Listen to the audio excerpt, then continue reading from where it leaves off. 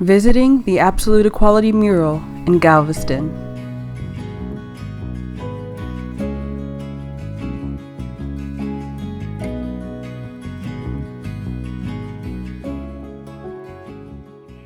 At this location, 22nd Street and Strand in downtown Galveston, is where on June 19th, 1865, Union General Gordon Granger issued General Order No. 3, freeing all enslaved people of Texas. The 5,000 square foot mural, painted by Reginald Adams and his team of artists, the Creatives, depicts portals of the evolutionary narrative. But before that, I want to go to the words on the very bottom of the mural. General Order No. 3 states, "The people of Texas are informed that, in accordance with a proclamation from the Executive of the U.S., all slaves are free. This involves an absolute equality of personal rights and rights of property between former masters and slaves, and the connection herefore existing between them becomes that between employer and hired labor. The freedmen are advised to remain quietly at their present homes and work for wages.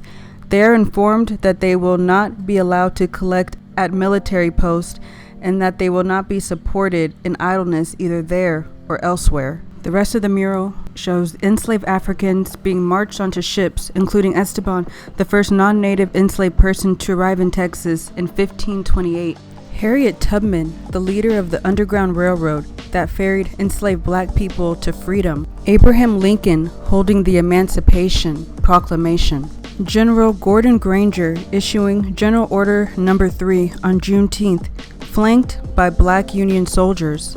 The mural also includes an astronaut that symbolizes continued exploration.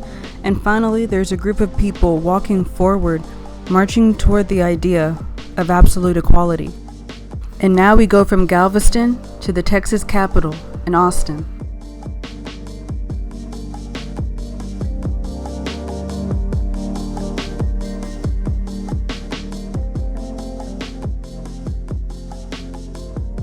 On the grounds of the Texas Capitol is the Texas African American History Memorial. I made a video previously that goes more in depth about everything on it, but right now I want to focus on the center of this memorial that celebrates Juneteenth. So where we left off in the mural in Galveston, slaves were being told that they're free, but unfortunately slavery did not end on Juneteenth. According to historian Henry Louis Gates Jr., when General Granger arrived in Galveston, there still were around 250,000 slaves, and they were not all freed immediately or even soon. It was not uncommon for slave owners unwilling to give up free labor to refuse to release their slaves until forced to in person by a representative of the government.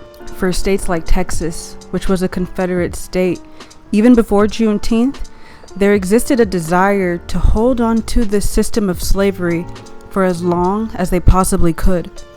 General Order No. 3 was so important because many slave owners in the Confederacy and Texas simply just did not tell their slaves about the Emancipation Proclamation. It didn't honor it, and they got away with it too. Because before the winning of the war, Union soldiers were largely unable to enforce the Emancipation Proclamation in southern states, according to historian Lonnie Bunch. Still, even though slavery in America would not truly come to an end until the ratification of the 13th Amendment, the Emancipation Proclamation still played a pivotal role in that process. According to historian Lonnie Bunch, what the Emancipation Proclamation does that's so important is it begins a creeping process of emancipation where the federal government is finally taking a firm stance against slavery, while it's wrong and why it must end. Hopefully you learned a little bit more. While Juneteenth is so important, especially to those in the African American community. As someone who's from Texas, from Austin, and didn't learn about Juneteenth in school, it's amazing to see how it became a national holiday. Thank you so much for listening. Until next time.